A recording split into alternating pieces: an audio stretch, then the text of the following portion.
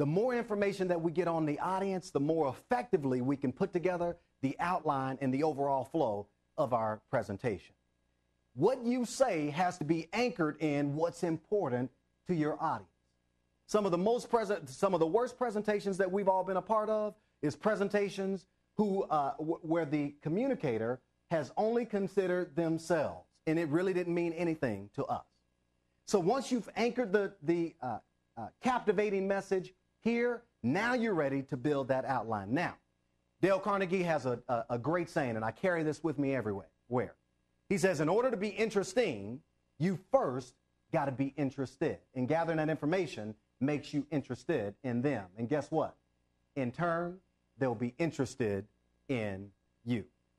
So there are three things associated with building this outline and creating a logical flow to your presentation.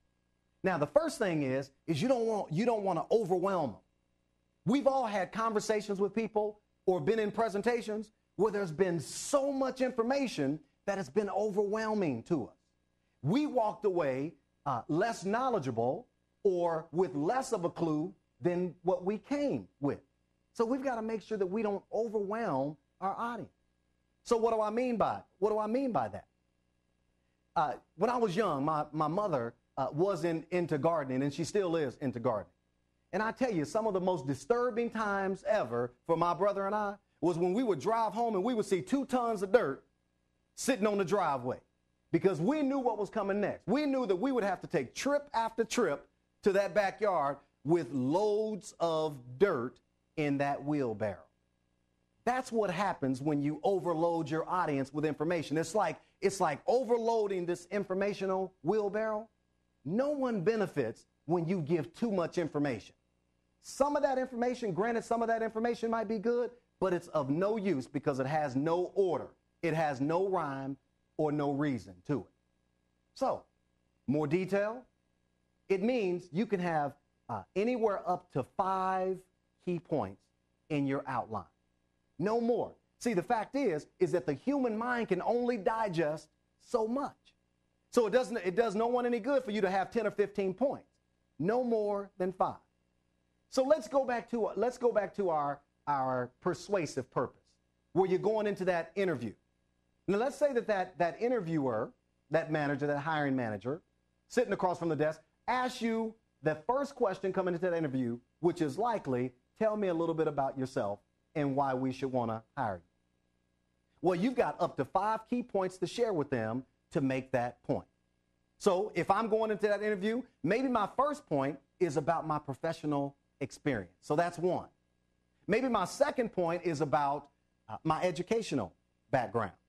My third point might be about an accomplishment or 2 that I'm proud of. My fourth point is about why am I on the market? Why am I here interviewing for this opportunity? And my fifth point might elaborate on the type of position that I'm looking for. You see, those are 5 key points that will give that interviewer a well-rounded view of who you are and how you fit in that organization. So don't overwhelm. Now, the second thing is when you come up with up to 5 points, whether you got 2, 3, 4, or 5 points, you've got to make sure that you present them logically. You see, your goal is to get that audience, your audience, from point A to point B in the most logical manner possible. It reminds me of when I was young. My brother, my uncle, and I, we were quite the adventurers. And I tell you, my mom's going to get me for talking about this, but we used to cross this canal by my grandmother's house. And we used to cross that canal, that is, get from one side to the other by jumping from stone to stone. Maybe there were 4 or 5 stones that separated us from this side of that canal to the other side. Well, your goal as a presenter or as communicator is to get your audience from where they are to where you want them to be. And you've got to do it 1 stone at a time. And you know, one of our greatest fears when we were crossing that canal was to fall in and get wet with murky, nasty water. So the fact is when you navigate your audience from where they are to where you want them to be, then they get from one side to the other without getting wet. So that's the second point. The second point is make sure that you align your points logically so that they make sense, so that they are relevant. Now, the final point. When you begin to present these well-aligned points, you've got to make sure that you begin with impact. You've got to begin in a way that draws your audience in and gets them interested in what you're talking about. Let's go back to our interviewing example. So let's say the interviewer asks me, tell me about yourself, Reggie. I might begin like this. Well, you know what? At the core, I am a leadership enthusiast. I love people, I love leadership, and I love organization.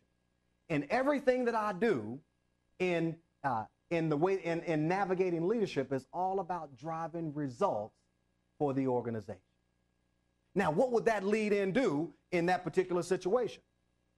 What it does is it ties in to what's most important to that person conducting the interview. You hear me talk about driving results for the organization? Is there anything more important to that person? You got it. Absolutely not. So when you tie into what's most important to that person, I tell you what, that gets you off to exceptional momentum. Now, you're not done yet.